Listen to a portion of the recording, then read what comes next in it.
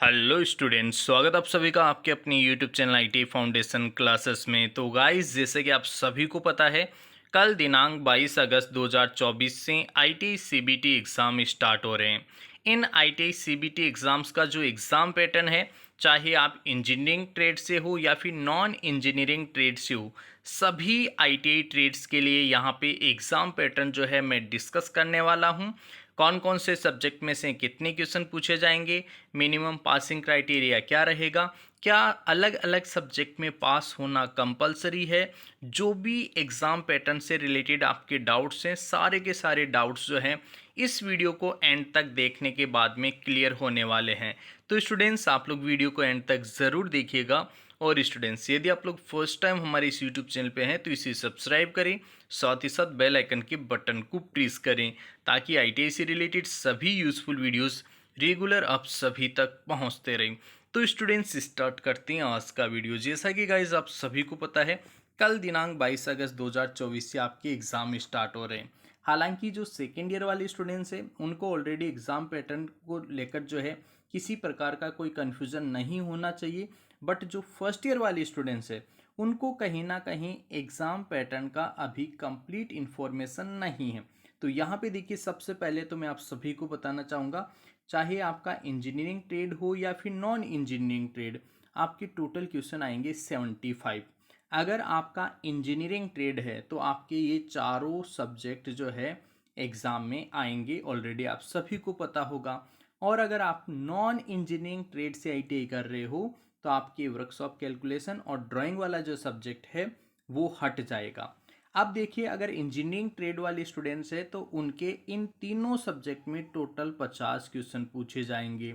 और यदि non engineering trade वाला स्टूडेंट है तो केवल ट्रेड थ्योरी में जो है 50 क्वेश्चन पूछे जाएंगे।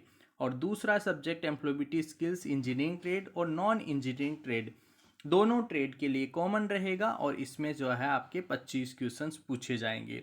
अब देखिए यार, यहाँ पे जो तीनों सब्जेक्ट के मिलाकर 50 क्वेश्चन हैं, ये टोटल आपके 100 मार्क्स के रहेंगे। और इन 100 मार्क्स में टोटल मिला के तीनों के एक साथ समझ रहे हो, इंजीनियरिंग ट्रेड है तो तीनों के एक साथ। आपको पता है इसमें 38 क्वेश्चन है, इसमें 6 क्वेश्चन आएंगे और इसमें से भी 6 क्वेश्चन, टोटल क्वेश्चन हुए 50। 50 क्वेश्चन के, हर क्वेश्चन के जो है दो दो मार्क्स होंगे, हर क्वेश्चन के दो दो मार्क्स होंगे। तो टोटल इस तरीके से इन तीनों का अगर आप वेटेज करोगे, तीनों का वेटेज जो है वो आप लोगों का हो जाएगा 100 मार्क्स। इन 100 मार्क्स तीनों में से कंबाइंड एक साथ मिलाकर आप लोगों को कम से कम पास होने के लिए 33 नंबर लाने पड़ेंगे। अब 33 नंबर आप इस छिहत्तर में से ले आओ, या फिर छिहत्तर और 12 दोनों को मिलाकर ले आओ, या फिर इस 12 को और मिला लो, ठीक है। तीनों को मिलाकर आप 33 नंबर ले आओ, वो आपकी इच्छा है। अगर आप केवल थ्योरी में जो 38 क्वेश्चन है, जिसका टोटल वेटेज है 76 मार्क्स, अगर 76 में से भी 33 लेके आते हो तो भी आप पास हो जाओगे। चाहे आप वर्कशॉप कैलकुलेशन करो या ना करो, ड्राइंग करो या ना करो, कोई मतलब नहीं है, ठीक है। समझ रहे हो, पास होने के लिए 33 नंबर पर्याप्त हैं। लेकिन स्टूडेंट्स, यहाँ पे ऐसा नहीं है कि आप लोग सिर्फ थ्योरी ही पढ़ के जाओ। आप लोगों को सिर्फ पास नहीं होना, आप लोगों को नॉलेज को बढ़ाना है। तो नॉलेज बढ़ाने के लिए आप लोगों को करना क्या है, थ्योरी भी पढ़ो, जो वर्कशॉप कैलकुलेशन साइंस है उसको भी पढ़ो, जो ड्राइंग है उसको भी पढ़ो, तीनों को अच्छे से पढ़ के जाना, ताकि मैक्सिमम मार्क्स जो है आप लोग कोशिश करना कि इन तीनों सब्जेक्ट में 100 में से 100 मार्क्स आए। हाँ, जो नॉन इंजीनियरिंग ट्रेड वाले हैं उनके कोई लफड़ा है नहीं, 50 क्वेश्चन आएंगे सिंपली थ्योरी के, और वेटेज वही रहेगा, 100 मार्क्स ही रहेगा। और वही पासिंग मार्क्स जो है, मिनिमम पासिंग मार्क्स जो है वो 33 मार्क्स यहाँ पे रहने वाले हैं। एम्प्लॉयबिलिटी स्किल्स जो है वो सबके लिए कॉमन है, चाहे इंजीनियरिंग ट्रेड हो या non engineering trade. 25 number of questions रहेंगे और 50 जो है इनके मार्क्स रहेंगे। 50 मार्क्स में से इनको लाना पड़ेगा 17 नंबर। कितना नंबर लाना पड़ेगा? 17 नंबर। एम्प्लॉयबिलिटी स्किल्स में अलग से पास होना जरूरी है। इन तीनों में तो एक साथ पास हो जाओ और एम्प्लॉयबिलिटी स्किल्स में एक साथ पास हो जाओ। दो पार्ट में एक तरीके से आप लोगों को पास करना है। इस पार्ट में मिलाकर आपको 33 नंबर लाना है टोटल, और इस पार्ट में जो है आप लोगों को अकेले 50 में से 17 मार्क्स लाने पड़ेंगे, ठीक है। तो इस तरीके से आप लोगों को पेपर को अटेम्प्ट करना है।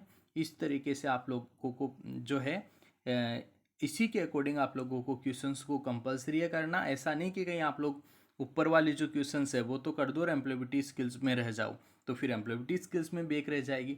तो ऐसी गलती ना करना है, एम्प्लॉयबिलिटी स्किल्स जो है उसके ऊपर विशेष ध्यान देना है, ताकि आईटी सीबीटी एग्ज़ाम में अच्छे मार्क्स के साथ आप लोग पास हो सको और पॉजिटिव रिजल्ट आप लोगों को मिल सके।